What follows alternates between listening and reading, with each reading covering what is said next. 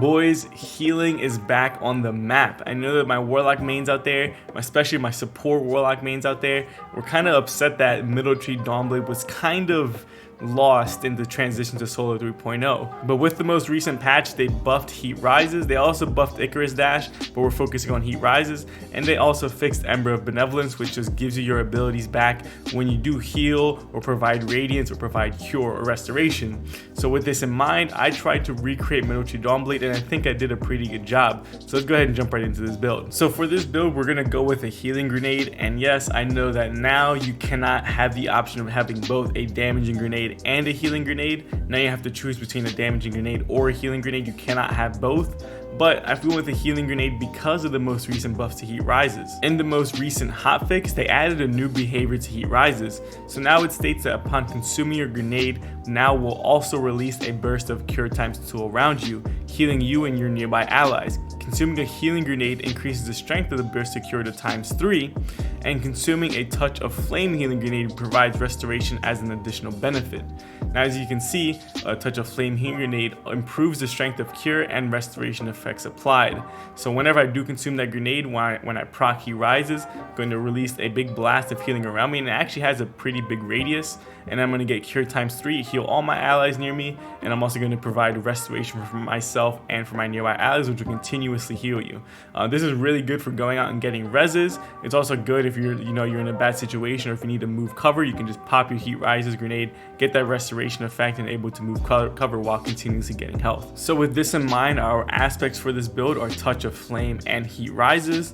And as for our fragments, we're going to use Ember of Benevolence, Ember of Solace, Ember of Torches, and Ember of Searing. The most important fragment is Ember of Benevolence. It was just recently fixed in the most recent hotfix, and it states that now applying Restoration, Cure, or Radiant to allies grants increased grenade, melee, and class ability regeneration for a short duration. Now the next important fragment is also Ember of Solace, because the Radiant and Restoration effects applied to you have an increased duration.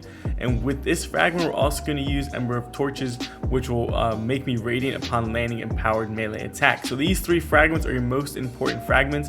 I also slapped on Ember of Searing mainly because of that +10 recovery, but it also states that defeating scorched targets grants melee energy, which is pretty nice, but I'm not focused on the melee for this build. Like, I'm not really making a melee build, it's more of a healing grenade build. So I'm not really going to defeat that many scorched targets, but that +10 recovery is very nice. But if you want to swap that out, you can probably use Ember of Empyrean. That wouldn't be a bad idea either. So this build is definitely much better for endgame content such as Master Weekly Missions or Master Nightfalls. So with that in mind, your loadout will kind of vary depending on what type of champions and elemental shields are in that specific activity. But there is one type of weapon that you do want to have in this build. You want to have a solar exotic weapon. Now the main reason for that is because I am using Flame Harvesting. This is in a seasonal artifact. It states that upon getting kills with a solar exotic weapon, you will spawn solar elemental wells. So with that in mind, I chose to go with Teraba because this thing is an absolute monster, and I'm just happy it has a kill tracker. Honestly, I wasn't using it because it didn't have one, but now it does. I feel more inclined to use it. And also we have Overload SMG this season, so it's actually a really nice overload option. In my kinetic slot, I went with my baby, my Deliverance. I finally have 2 enhanced traits on this thing. I have Enhanced Demolitionist and Enhanced Chill Clip, and let me tell you, Enhanced Demolitionist is absolutely crazy, and it fits very nicely with this build because this is a grenade build. I figured I would use Enhanced Demolitionist so I can have more grenade uptime. And Chill Clip is very nice for that crowd control. There was a lot of times where I would just freeze the enemies to get a res off, or if they're rushing me and I had no way of dealing with them, I would just freeze them and wait for my teammates to catch up. And in my heavy slot, I went with a Storm Chaser, but honestly that can just vary depending on what activity you're doing. I'm also using this build with 100 recovery and 100 discipline, and I'm pairing it with Verity's Brow. Now I went with Verity's Brow for that increased grenade recharge rate upon getting kills with an element that matches your subclass. But honestly, you could go with Nezarec Sin if you didn't want to run a solar weapon. You can go Nezarec Sin and a Funnel Web or a Void Auto, whatever type of void weapon you want.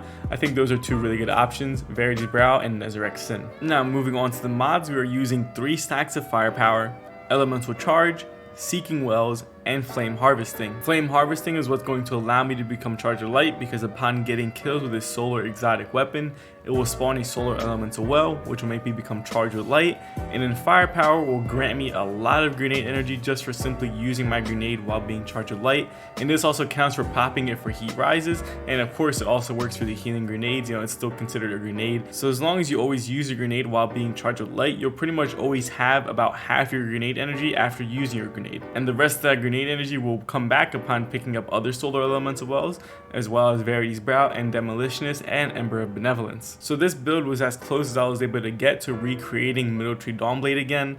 I definitely recommend this build for that high tier content, that end game content. You're gonna realize that in low tier content, you don't really need to be on a support build because everything just dies very easily and nothing is really that much of a threat. But for Master Strikes and GM Nightfalls and Master Dungeons and raids and stuff like that, you're definitely gonna want to have a dedicated healer, and this build will be perfect for that. So definitely try this build out. Let me know what you think in the comments down below, and I hope you enjoyed the build I created for you. But if you like this content, please like, subscribe, and share. It truly helps me out a lot, and I hope to see you guys in the next video. Deuces.